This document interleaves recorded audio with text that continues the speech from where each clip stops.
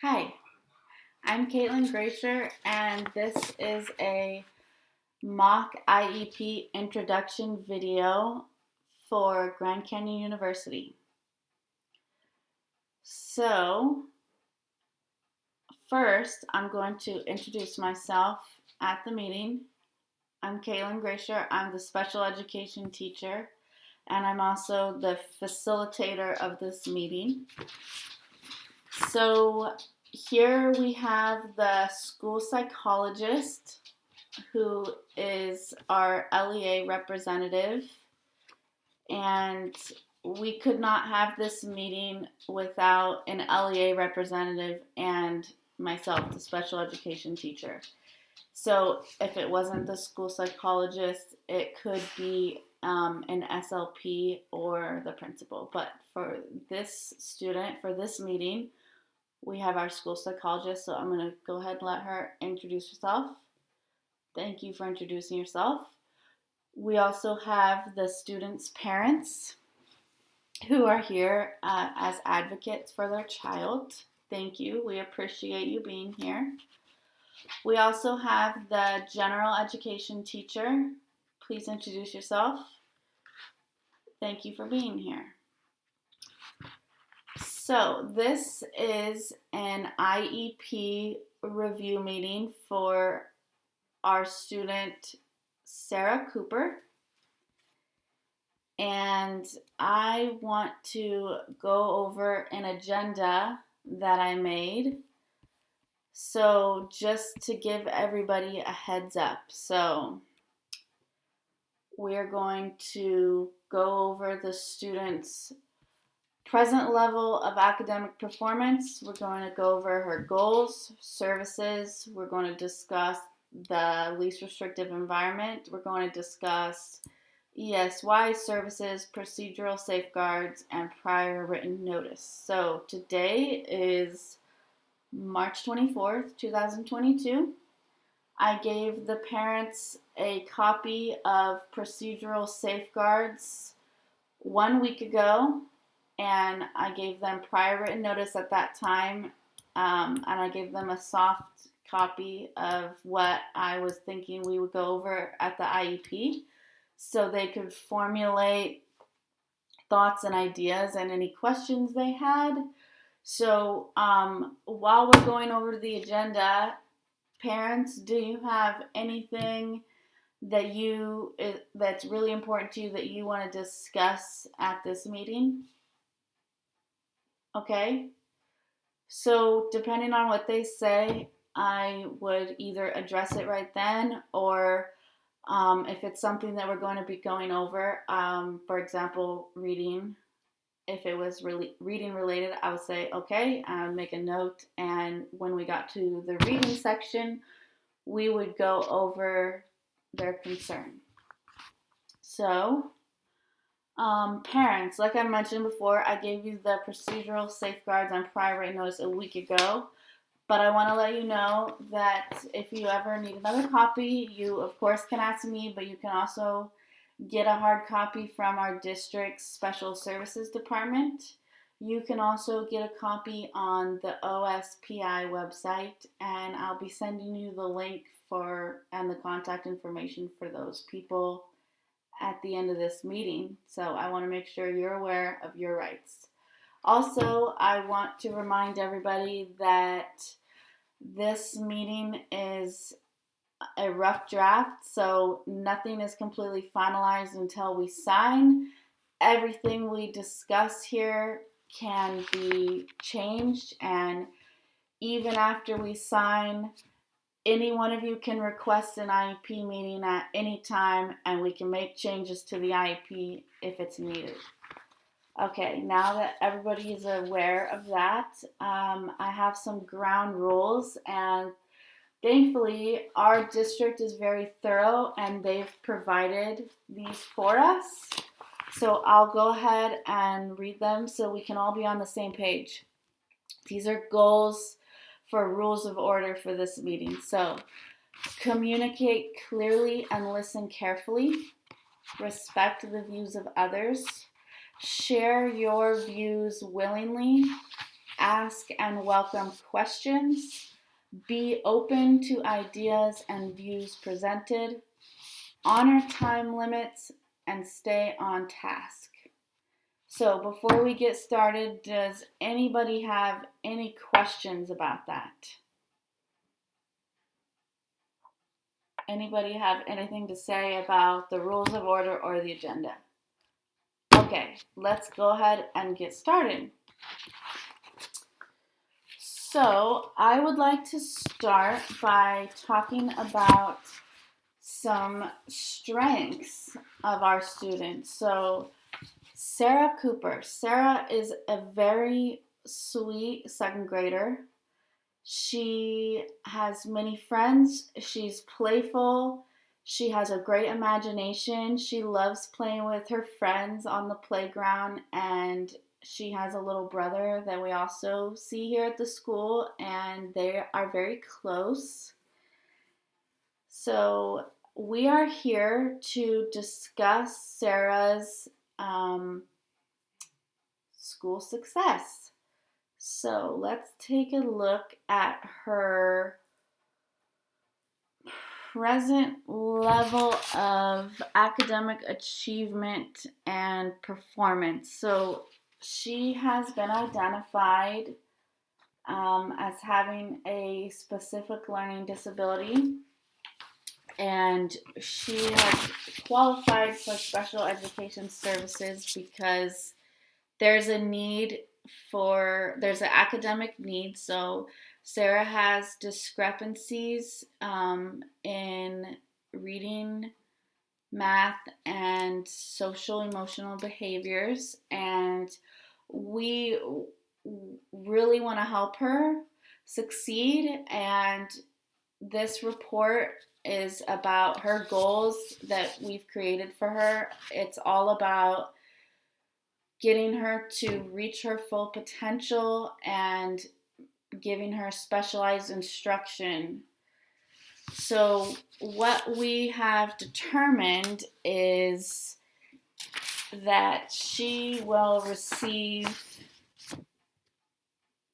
80% of the time she'll be in her general education classroom, and the other 20% of the time we will pull her out of the gen ed classroom into the resource room, where we will give her specialized instruction. So there is always a consideration. So if we left her in the general education classroom 100% of the time, there would be a possibility that she would fall further behind with the curriculum.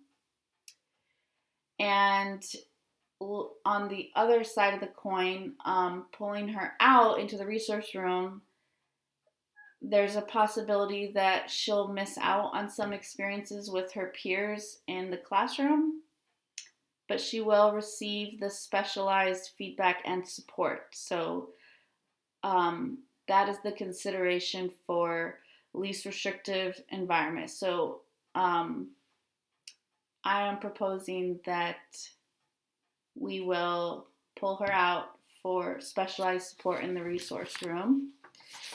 Okay, let's talk about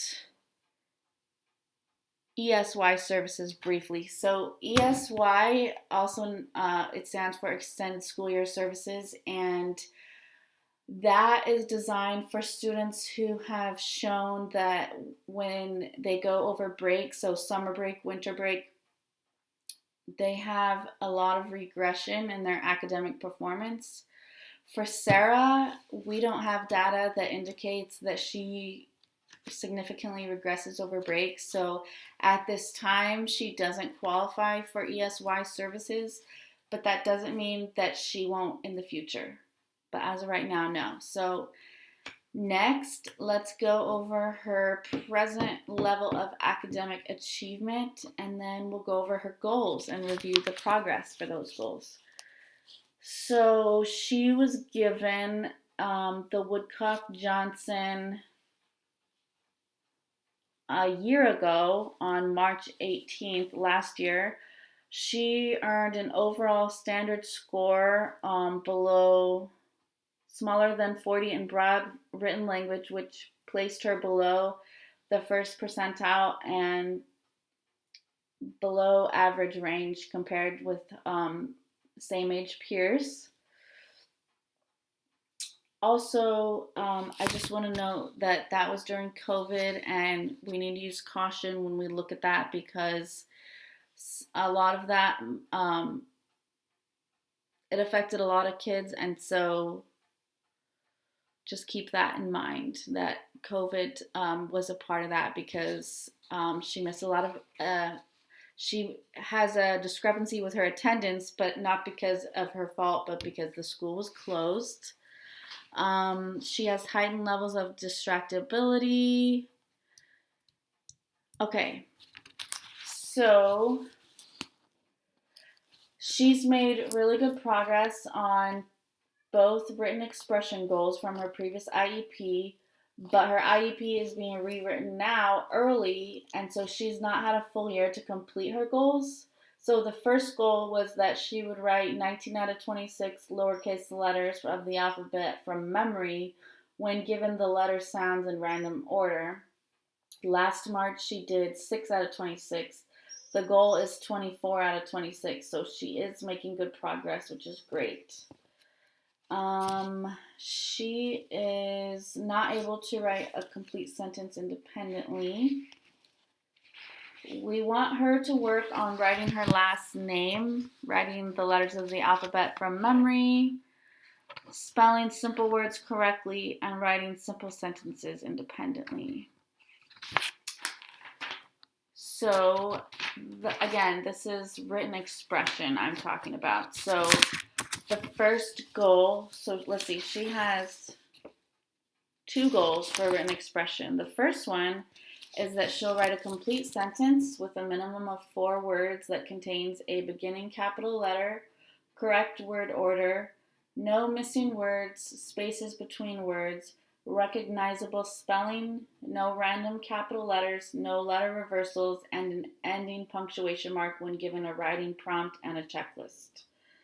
So the baseline, she was doing it 0 out of 10 times. We want her to do it 7 out of 10 times. And we're going to be evaluating her daily classwork and we're going to be checking her progress routinely to see how she's meeting that goal.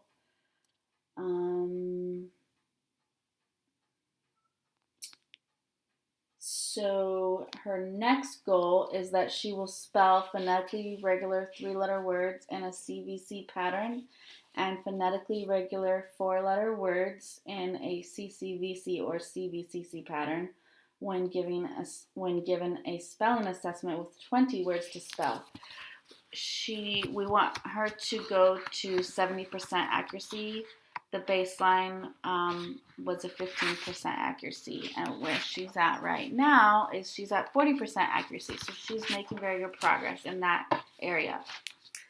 Social emotional behavior. We identified her as so mom's rating revealed a T-score of 72, and the classroom teacher's rating revealed a T-score of 71, and that was on the behavior assessment system for children. So it sounds like mom and her gen ed teacher both are seeing the same types of things.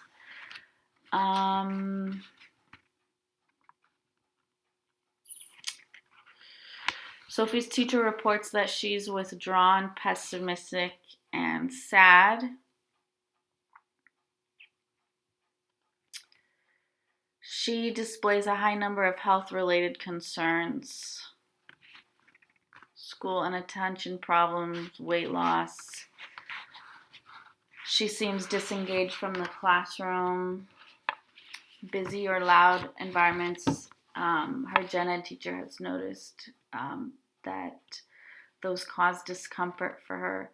So at this point in the meeting, I would let the gen ed teacher share their thoughts. I'm just reading this because they're mute right now.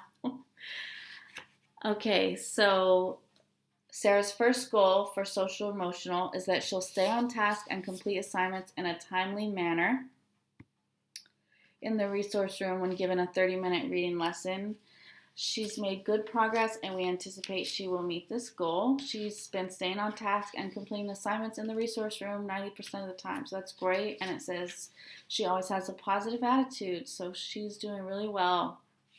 Her second goal is that she'll identify and apply calm down strategies when she feels anxious or worried, including taking deep breaths, counting out loud, using positive self-talk, and asking for help when given social skills, pretend, and practice activities. She's made limited progress. We want her to do it 3 out of 4 times. She was doing it 0 out of 4 times. So far, she's still 0 out of 4 times using the calm down strategies, so we're still working with her. Working on those calm down strategies and social problems using the STEP program. We do think she'll meet the goal. Like I said, we are rewriting this IEP a little early, so there's still lots of time for her to grow. So, as of that actually is everything I have for now. Thank you for attending this meeting. I want to conclude this video by saying that I would actively listen and address the needs of families and other stakeholders throughout the meeting by pausing a lot and asking if everyone, agrees, if they're ready to move forward. I want everyone to know that they can stop me at any time if they have something that they want to bring up. I want everyone to feel comfortable speaking up about how they feel, and I want everyone to know that everything they want to be addressed is going to be addressed. Thank you for watching.